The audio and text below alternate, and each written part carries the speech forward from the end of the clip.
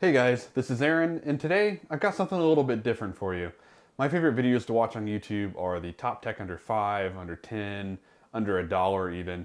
So I've decided to start my own series with this. So today is going to start that series. Let's get to it.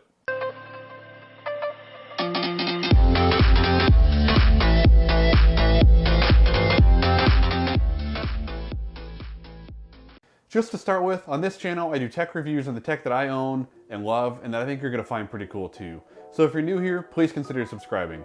Also, check the description box below for these items in case you're interested. So to start this series out with, I've got 5 tech items. All of them, except for one, cost less than $2, which is pretty insane. And that's including shipping, so pretty neat stuff.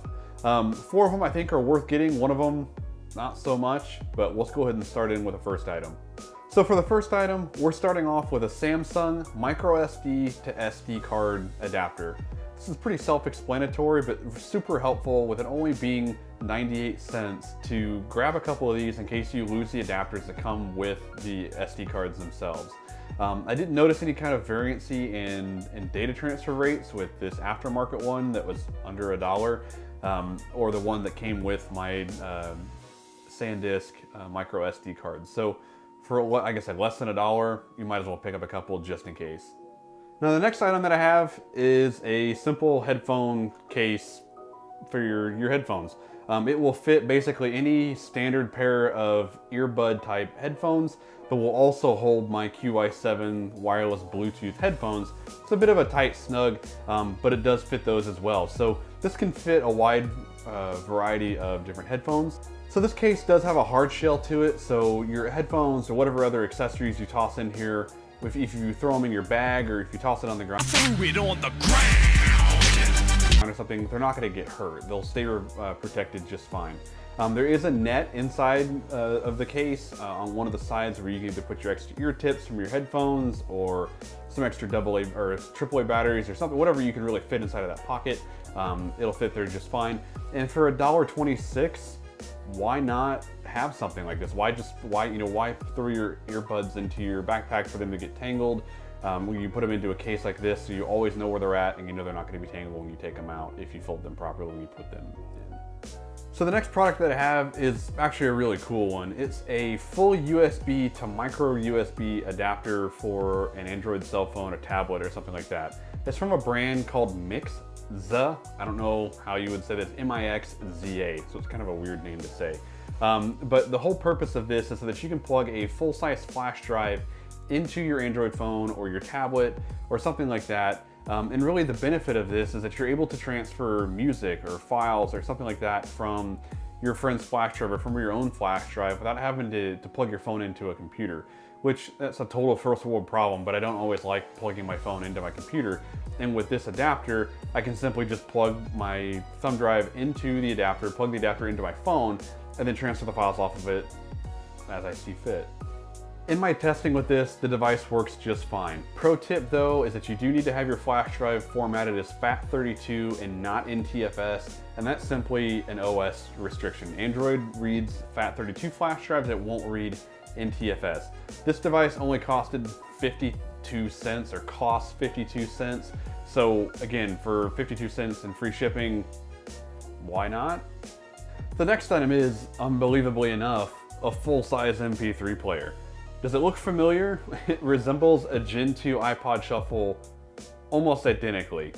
So with this MP3 player, you get a metal clip, an on-off button, a slot for a micro SD card, which when in my testing I used a 64 gigabyte card and it worked just fine, didn't have any kind of problems with it. It charges via mini USB and not micro USB, so dig out that cell phone charger from your BlackBerry or from some other device that doesn't use micro like everything else in the market, but uses mini, not micro to charge, so you'll definitely make sure you get the right cable for that. The headphone jack is a little weird on this MP3 player, and what I mean by a little weird is if you don't plug it in just right, it doesn't always connect properly, but really from the testing that I did, it really was just fine. Once you get it in a good spot, you can move your head, you can put the iPod on your shirt, you can clip it on your pants, whatever, and it works just fine. And it also seems like when you plug the headphones in, it feels like it's going in too far or not far enough either way, but once, like I said, once you get it in and it seats properly, then the sound is just fine.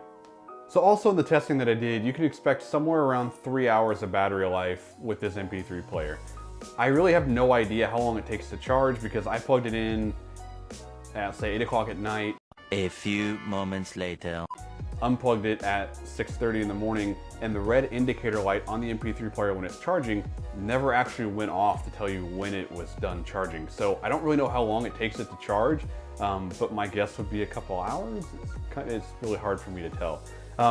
With the iPod, or just like with the iPod Shuffle, you can't choose what song you want to listen to like you could on an iPod Touch. You can't go down to, Skillet or whatever, band you want to listen to and then choose their song.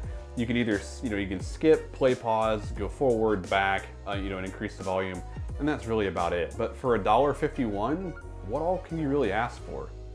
So if you ride your bike, or you're a runner, or you just do something that requires a lot of physical labor, and you don't want to damage a real nice MP3 player, or you don't want to ruin your phone by breaking it or something like that, this is a pretty good alternative. Buy a couple. If you break one, not a big deal, just throw it away and go on to the next one. So the last product that I have just happens to be the one product that costs more than $2, and that is a hand crank cell phone battery charger. On paper, it sounds really cool, but in practice, the thing is just not feasible. And what I mean by that is that it works. I mean, don't get me wrong, like you can sit there and crank all day if you want and start to charge up your cell phone, but for the amount of time that it takes for you to get 1% charging your battery on your phone, I've got a Nexus 6, I mean, I would be at this thing for hours before I had a full cell phone charge. So, cool product, didn't really translate the right way. The concept behind this item is a lot like the hand crank, flashlights that the Red Cross comes out with, or something like that, to where you making the cranking motion is what charges your device.